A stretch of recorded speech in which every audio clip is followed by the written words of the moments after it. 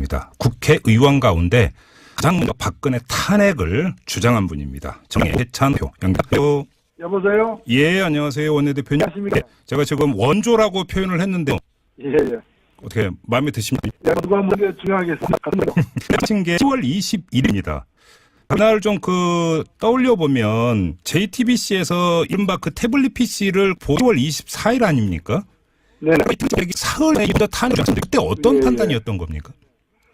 예, 10월 27일 얘기하게 된 것은 예. 그로부터 나흘인가에 네. 청와대 수석 비서실 회의가 있었습니다. 네. 그런데 그 자리에서 대통령이 이제 소소하게 했어요. 그래서 저는 직접 관여하지 않으면 알 수 없다. 직접 관여하지 않았는데 사후적으로 캐비넷에서 네. 어떤 걸 보고받아서는 얘기할 수 없는 여기하는 답에 대한 구상을 이렇게 간만에 할 수 있는 그런 얘기를 저는 들었어요. 그렇기 때문에 사실 제가 9월 달에 국정감사에서 예. 지난해 9월 달에 이 모든 게 사실이라면 탄핵 까밀 수 있다 이렇게 얘기를 했거든요. 네, 가정법으로. 네. 그런데 10월 달에 와서는 이거는 가정법이 아니라 사실이구나라는 느낌을 받았어요. 그래서 제가 10월 21일이 무슨 날이었냐면은 네. 국정감사 마지막 날이었어요. 예. 청와대 비서실에 대한 국정감사 날이었고 예. 청와대 비서실장이라거나 안종범 수석이라거나 이재만 정부 비서관이라거나 다 나와 있었거든요. 예. 그래서 제가 그분들 앞에서 이 모든 건 다 사실로 지금 확인된 거 아니냐. 네. 예, 그렇기 때문에 이걸 부정한다면 박근혜 대통령이야말로 죄의식 없는 확신범이다. 그런 용어까지 써가지고 정회가 되고 난리가 났었죠. 의원님 확신범이라고 쓴 표현 지금 저도 얼핏 기억이 나는 것 같습니다. 네, 죄의식 없는 확신범이다. 예. 본인이 분명히 보여줬고 지금 하등 잘못했다고 생각 안 하고 있다. 그런 말을 이제 탄핵감이라는 말과 동시에 했던 거죠. 네, 그래서 정회까지 이제 불러일으킬 정도로 이제 일으키신 거잖아요, 의원님. 예, 그때 감사 받으러 왔던 비서실장을 포함한 여러 사람이 지금 구속돼 있습니다. 그렇긴 하네요. 근데 그 후에도 사실은 국회에서 탄핵소추를 하기로 결정하기까지 상당히 많은 우여곡절이 있었고요. 상당수의 정파가 탄핵에 대해서 상당히 머뭇거렸던 걸로 저는 알고 있는데요. 말씀 좀 해주시죠. 예. 네. 그럼 제가 이제 탄핵감이다라고 얘기할 때는 당위적인 어떤 주장이었죠. 탄핵되어야 마땅하다. 예. 그러면 이니까 탄핵이 돼야 된다 이렇게 얘기를 했던 건데. 예. 그러면 탄핵이라는 게 현직 대통령 날려보내는 거잖아요. 그렇죠. 네. 그 자체가 엄청난 무게감이 사실은 짓누르는 것이고. 그렇죠. 무엇보다도 탄핵이 국회에서 발의가 될 수는 있지만. 네. 150명이 찬성하면. 이것이 국회에서 이제 탄핵 소추가 의결이 되려면. 그래서 헌법재판소로 넘어가려면은 국회의원 3분의 2가 동의를 해야 되는데. 그렇죠. 네. 당시에 새누리당이 165명이었기 때문에. 네네. 예. 이 3분의 1을 갖다 얻는다는 것은 불가능해 보였던 것이죠. 그렇죠. 그때 아무튼 그래서 최종적으로는 탄핵소추안에 찬성표를 던진 국회의원들이 234명이었죠, 제 기억으로. 그렇습니다. 예. 이렇게 표가 나올 거라고. 새누리당에서 60명 넘는 사람이 탄핵 찬성한 셈이 되었던 것이고. 네. 12월 9일이 되기까지는 저희들은 하루하루 계산하느라고 바빴고. 그리고 사실은 12월 초까지는. 네. 이게 다수가 어느 때보다도 탄핵을 주장하는 의원들이 많아졌음에도 불구하고, 의결 정족수 234명을 넘기는 것은 쉽지 않다. 네. 그런 어떤 어두운 전망도 사실 많았습니다. 그렇죠. 그러니까. 저는 이것이 가능하게 된 것이 큰 변화인데, 네. 무엇이 이걸 가능하게 만들었는가. 네. 사실 이거는 여야, 저도 원내대표였습니다만 당시에. 네. 그런 사람들의 어떤 노력의 결과라고 보기는 어렵고요. 노력은 하긴 했습니다만. 예, 노력의 결과로 보기는 어렵다. 그러면. 보기는 어렵고. 예. 이 변화, 이 불가능하게 보였던 국회에서의 3분의 2가 찬성하는 이 상황은 누가 만들어내는가? 바로 그 추운 날 그렇죠. 매주 수백만 명이 촛불광장에 나왔던 그 촛불의 함성과 열기가 불가능한 일을 가능하게 만들었다. 네. 이렇게 생각을 하다 합니다. 사실 그때 정당 중에서 촛불 시위에 가장 먼저 나간 정당이 정의당 아니었나요? 그렇습니다. 제가 제 1차 집회 때 정치인 3명 나갔을 때 그때 3명 중에 1명이었습니다. 나머지 2명이 누구였어요, 그러면 그때? 예, 그때 나온 정치인들에게는 처음이자 마지막으로 마이크 주면서 연설할 기회를 줬는데. 네. 그다음부터는 그런 기회가 안 왔죠. 이제 그 첫날 연설한 사람이 이재명 시장하고. 아, 맞다. 예. 저하고 당시 무소속 김정은 의원. 분명했습니다. 그렇군요. 알겠습니다. 자, 벌써 1년이 지났는데요. 결국은 이 탄핵에 담겨 있는 그 국민들의 뜻은 일소하라, 청산하라 이거 아니겠습니까? 네. 지금 적폐청산 과정에 있는데 중간 평가를 하신다면 어떻게 평가하시겠습니까? 네, 적폐청산이 아직 끝나지 않았기 때문에 예. 평가하기 좀 이르긴 합니다만은 촛불의 염원 중에 하나는 적폐청산이었고 둘은 새로운 나라다운 나라를 만들어가는 건데. 그렇죠. 일단 적폐청산은 국민들의 함성이 이어지고 있다. 지금 진행 중이라고 저는 긍정적으로 봅니다만은. 예.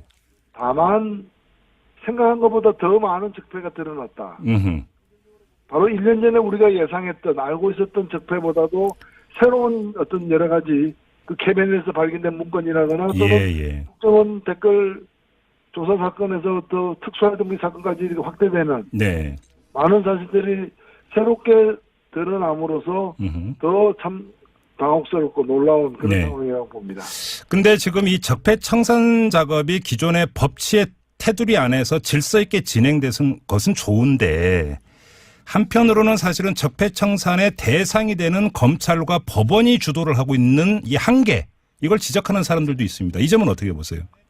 그렇습니다. 지금 상황 전 대통령이 국정농단으로 물러나고 감옥까지 간 상황이지만 어찌 보면 바뀐 건 대통령과 일부 고위 관료들밖에 안 바뀌었거든요. 그렇죠. 네.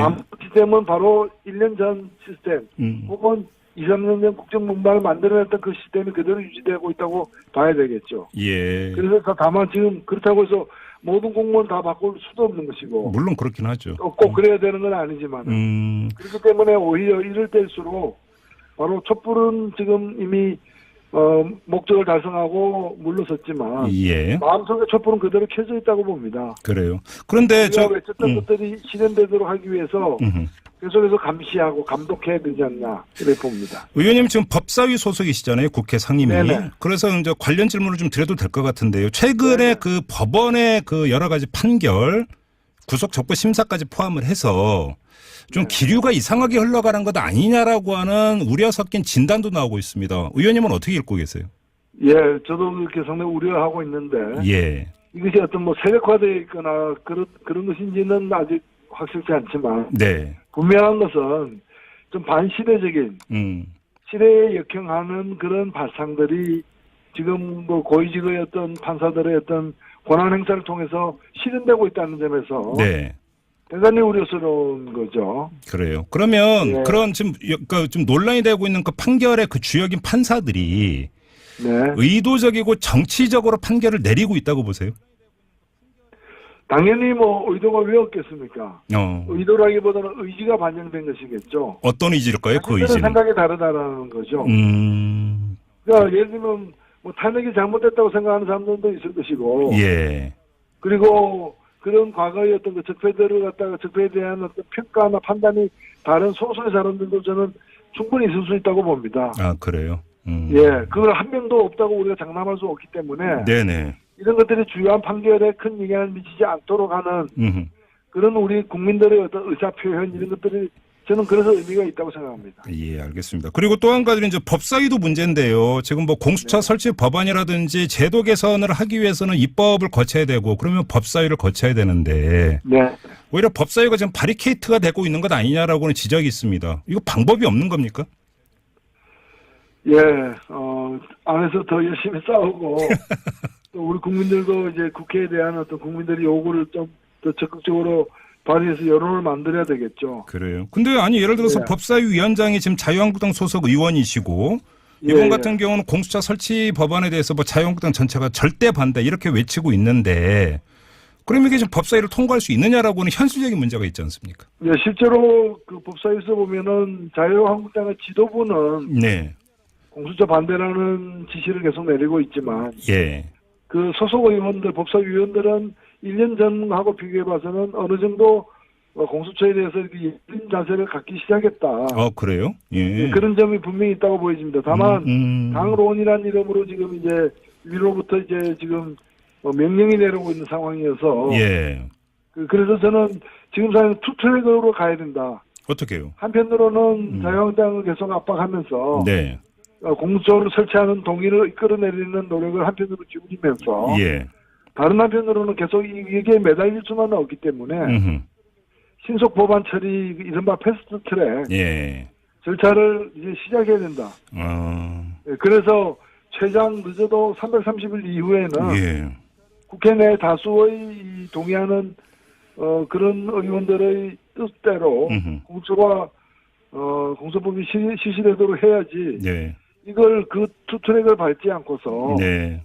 뭐 법사위원장도 내년 하반기에는 바뀌긴 합니다만 지금 현재 법사위 구조 속에서 계속 얘기해봤자 법사위가 하나의 바리케이트가 돼가지고 네네. 이걸 개혁을 저지하는 어떤 그런 구조로 지금 작용을 할 수밖에 없거든요. 그러니까요. 그래서 이걸 극복하기 위해서는 투트랙을 지금부터 밟기 시작해야 된다. 네, 이렇게 생각합니다. 알겠습니다. 마지막으로 짧게 하나만 더 여쭙고 마무리하겠습니다. 어제 저희가 국민의당의 박주현 최고위원하고 인터뷰를 했습니다. 선거구제 개편 문제 때문에 인터뷰를 했는데 자유한국당이 반대를 하면 지금까지 네. 그 정개특위에서는 여야 합의로 이 그 개혁안을 통과시키는 게 관리였기 때문에 선거구제 개편이 무산되는 것 아니냐 이렇게 질문을 드렸더니 꼭 그 합의로 갈 필요가 있느냐 다수결로 갈 수도 있다 이렇게 주장을 했거든요. 의원님은 어떤 입장이세요? 예, 그게 아마 뭐 전례가 없었기 때문에 쉽지 않은 것인데 이것도 마찬가지로 아까 공수처 마찬가지로 예. 다수결로 다수결로 가기 위해서는 패스트 트랙을 밟아야 되거든요. 아 이것도? 예, 예. 그래서 그런 방법도 있고 더 확실하게 하기 위해서는 네. 사실은 이하를 떠나서 국회의원의 일부 어찌 보면 기득권을 고수하려는 그런 분들이 없지 않기 때문에 네네.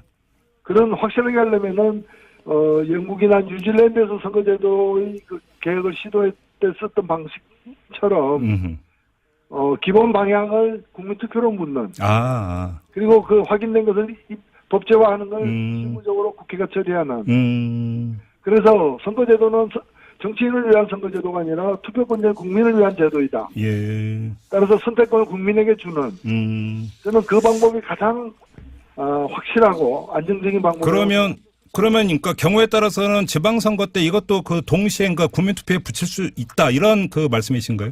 그럼요. 제가 개헌특위에서 계속 추천하고 있는 게 그 내용입니다. 그래요. 예. 알겠습니다. 이 문제는 좀 나중에 따로 시간을 갖고 좀 더 자세히 인터뷰를 한번 하도록 하고요. 오늘 말씀은 여기서 마무리하겠습니다. 고맙습니다, 의원님. 네, 고맙습니다. 네. 지금까지 정의당의 노회찬 원내대표였습니다. 사실 제가 9월 달에 국정감사에서 예. 지난해 9월 달에 이 모든 게 사실이라면 탄핵 까밀 수 있다 이렇게 얘기를 했거든요. 네, 가정법으로. 네. 그런데 10월 달에 와서는 이거는 가정법이 아니라 사실이구나라는 느낌을 받았어요. 그래서 제가 10월 21일이 무슨 날이었냐면은 네. 국정감사 마지막 날이었어요. 예. 청와대 비서실에 대한 국정감사 날이었고 예. 청와대 비서실장이라거나 안종범 수석이라거나 이재만 정부비서관이라거나 다 나와 있었거든요. 예. 그래서 제가 그분들 앞에서 이 모든 건 다 사실로 지금 확인된 거 아니냐. 네. 예, 그렇기 때문에 이걸 부정한다면 박근혜 대통령이야말로 죄의식 없는 확신범이다.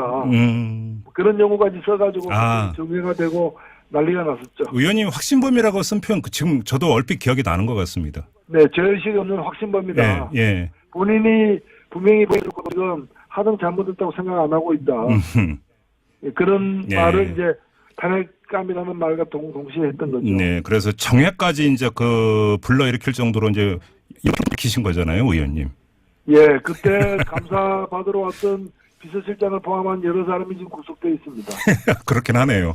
근데 그 후에도 사실은 그 국회에서 탄핵소추를 하기로 결정하기까지 상당히 많은 우여곡절이 있었고요.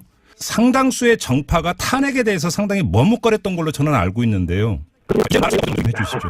예. 네. 그럼 제가 이제 그 탄핵감이다라고 얘기할 때는 당위적인 어떤 주장이었죠. 탄핵되어야 마땅하다. 예. 그러면 그러니까 탄핵이 돼야 된다 이렇게 얘기를 했던 건데. 예. 그러면 탄핵이라는 게 현직 대통령 날려보내는 거잖아요. 그렇죠. 네. 그 자체가 엄청난 그 무게감이 사실은 짓누르는 것이고. 그렇죠. 무엇보다도 탄핵이 국회에서 발의가 될 수는 있지만. 네. 그 150명이 찬성하면. 이것이 국회에서 이제 탄핵 소추가 의결이 되려면 그래서 헌법재판소로 넘어가려면은 국회의원 3분의 2가 동의를 해야 되는데. 그렇죠. 네. 당시에 그 새누리당이 165명이었기 때문에. 네네. 예. 이 3분의 1을 갖다 얻는다는 것은 불가능해 보였던 것이죠. 그렇죠. 그때 아무튼 그래서 최종적으로는 탄핵소추안에 찬성표를 던진 국회의원들이 234명이었죠, 제 기억으로. 그렇습니다. 예. 이렇게 그 표가 나올 거라고. 새누리당에서 60명 넘는 사람이 예. 탄핵에 찬성한 셈이 되었던 것이고. 네. 12월 9일이 되기까지는 저희들은 하루하루 그 계산하느라고 바빴고.